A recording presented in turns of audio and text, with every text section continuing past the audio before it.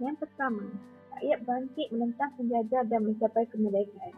Yang kedua, kerajaan British memberikan jaminan bahawa mereka akan membantu persekutuan tanah Melayu untuk berkerajaan sendiri secepat mungkin. Dengan rakyat umum menjadi asas pembentukan perlembagaan ke arah berkerajaan sendiri. Berikut merupakan wakil Raja-Raja Melayu dan wakil Parti Perikatan. Seterusnya, perkara yang dirundingkan dan disepakati di London oleh British dan Perwakilan Tanah Melayu.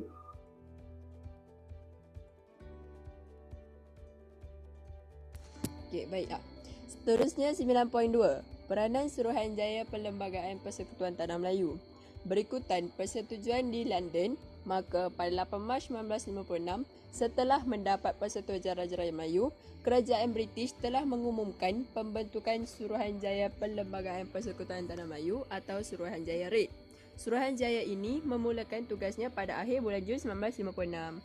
Antara tugas-tugas Suruhanjaya ini termasuklah membincangkan, menyusun dan merangka Perlembagaan Persekutuan Tanah Melayu yang merdeka. Antara peranan-peranan Suruhanjaya Perlembagaan Persekutuan Tanah Melayu adalah: yang pertama, memeriksa aturan perlembagaan yang wujud di seluruh tanah Melayu, mengambil kira kedudukan dan martabat Ratu England dan Raja-Raja Melayu. Yang kedua, memberikan cadangan terhadap perlembagaan persekutuan sebagai unit tunggal, bebas dan berkerajaan sendiri dalam lingkungan Commonwealth berdasarkan demokrasi berparlimen dengan 2 Dewan Perundangan. Yang ketiga, mewujudkan kerajaan pusat yang kuat dengan kerajaan negeri juga mempunyai autonomi tertentu. Yang keempat, melindungi kedudukan Raja-Raja Melayu sebagai raja perlembagaan di negeri masing-masing. Yang kelima, mencadangkan satu jawatan bagi Ketua Negara iaitu Yang di-Pertuan Besar, kemudiannya dikenali sebagai Yang di-Pertuan Agong untuk Persekutuan Tanah Melayu. Yang keenam, mengadakan suatu bentuk kewarganegaraan bagi Persekutuan Tanah Melayu, contohnya Jus Soli. Yang ketujuh, menjaga kedudukan istimewa orang Melayu dan kepentingan sah kaum lain.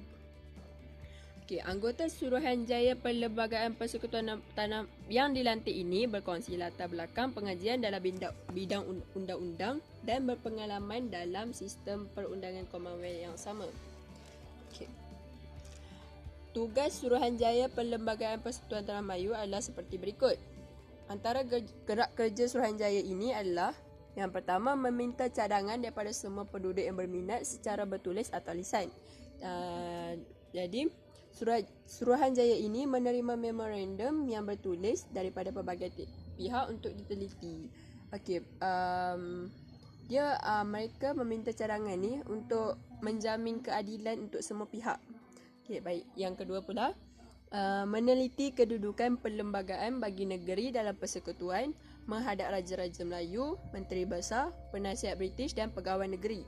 Mereka juga bermesyuarat dan melawat negeri Melayu serta negeri-negeri selat. Yang ketiga, mengadakan persidangan untuk membincangkan pelbagai isu.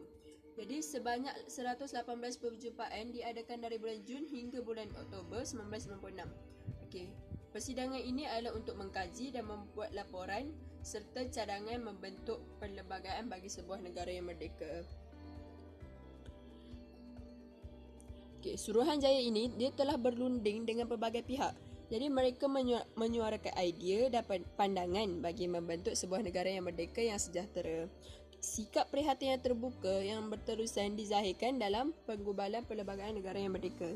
Okay, terdapat 5 orang anggota Suruhanjaya Perlembagaan Persekutuan Tanah Melayu. Yang pertama, Lord Reid, iaitu pengerusi Britain. Yang kedua, Sir William Ewart Jennings, ahli Britain. Yang ketiga, Sir William McKell, ahli Australia. Yang keempat, Hakim bin Malik, ahli India. Dan yang kelima, Hakim Abdul Hamid. Okey, yang seterusnya ialah langkah pengubalan Perlembagaan Persekutuan Tanah Melayu yang merdeka. Sebanyak 131 memorandum bertulis diterima, antaranya ialah daripada pihak-pihak Raja Melayu. Raja Melayu mencadangkan supaya persekutuan yang merdeka mempunyai seorang ketua negara yang dikenali sebagai Yang di-Pertuan Agong. Yang di-Pertuan Agong haruslah dipilih oleh Raja-Raja Melayu berdasarkan kekanaan. Jika jawatan yang dicadangkan sebagai ketua negara ialah 5 tahun. Ketua negara boleh meletakkan jawatan dengan persetujuan majlis Raja-Raja. Raja-raja Melayu melindungi kedudukan istimewa orang Melayu dan kepentingan sah kaum Melayu. Berikutnya ialah memorandum daripada parti politik dan pihak awam. Yang pertama ialah soal kewarganegaraan. Parti Perikatan telah menyuarakan cadangan melalui memorandum yang dinamakan Testament Amanah Politik Perikatan. Terdapat perbezaan pandangan tentang isu jus soli dalam menyediakan memorandum ini. Beberapa pihak dalam UMNO telah menolak kewarganegaraan jus soli. Dewan Perniagaan Melayu memohon mengatakan soal kewarganegaraan. Persatuan Dewan Perniagaan Cina Semalaya menggesa Suruhanjaya membuat peruntukan bagi kewarganegaraan menerusi kelahiran. Masyarakat India menuntut kedudukan kewarganegaraan mereka diteliti. Akhir sekali ialah masyarakat Serani mahu hak mereka dipertahankan. Seterusnya ialah dari bahasa dan pendidikan. Memorandum daripada MCA menuntut supaya semua sekolah yang ada daripada aliran bahasa Inggeris atau vernacular perlu diteruskan. Memorandum juga mencadangkan supaya semua sekolah kebangsaan mempelajari bahasa Inggeris, Melayu, Cina dan Tamil.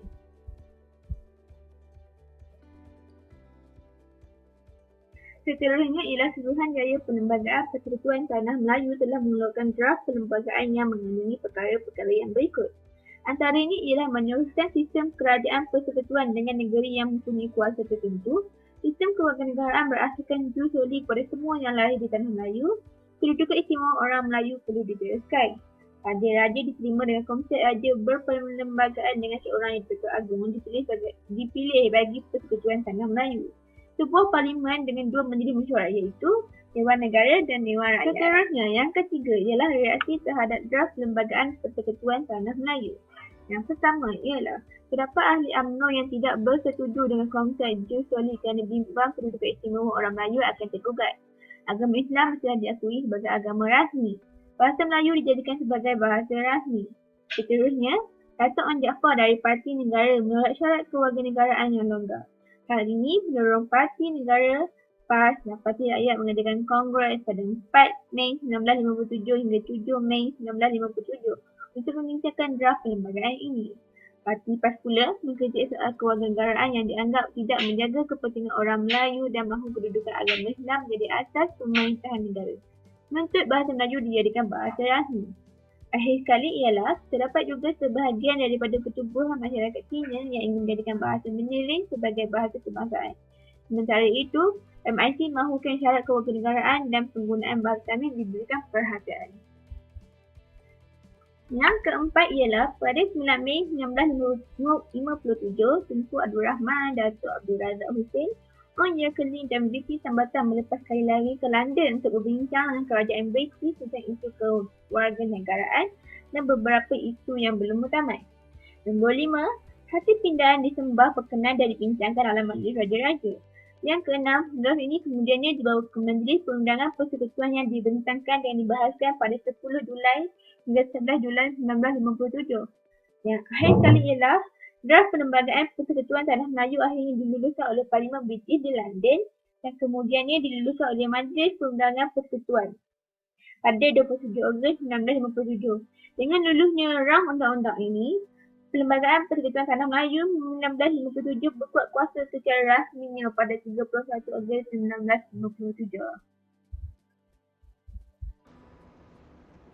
Perjanjian kemerdekaan ini ditandatangani antara Raja-Raja Melayu dengan Sir Donald McGillivray bagi pihak baginda Queen Elizabeth II di King's House, Kuala Lumpur.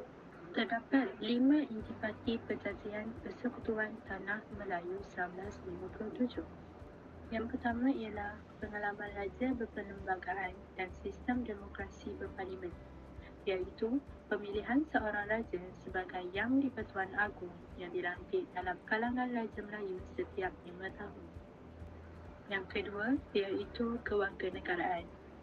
Setiap orang yang dilahirkan dalam persekutuan pada atau selepas Hari Merdeka akan menjadi warga negara. Kewarganegaraan diberikan dengan 3 cara. Yang pertama, melalui penguatkuasaan undang-undang. Yang kedua, memohon didaftar sebagai rakyat. Dan yang ketiga, memohon untuk menukar kewarganegaraan atau naturalisasi. Intipati Perjanjian Persekutuan Tanah Melayu 1957 yang ketiga pula ialah kedudukan istimewa orang Melayu dan kepentingan sah kaum Melayu. iaitu rakyat keturunan Melayu diberikan beberapa keutamaan dengan mengambil kira status mereka sebagai rakyat asal tanah Melayu. Yang keempat iaitu kedudukan agama Islam. Agama Islam sebagai agama persekutuan dan agama lain juga boleh diamalkan dengan aman dan damai di negara kita. Yang kelima iaitu kedudukan bahasa Melayu. Bahasa Melayu diiktiraf sebagai bahasa kebangsaan, bahasa pengantar dan juga bahasa komunikasi.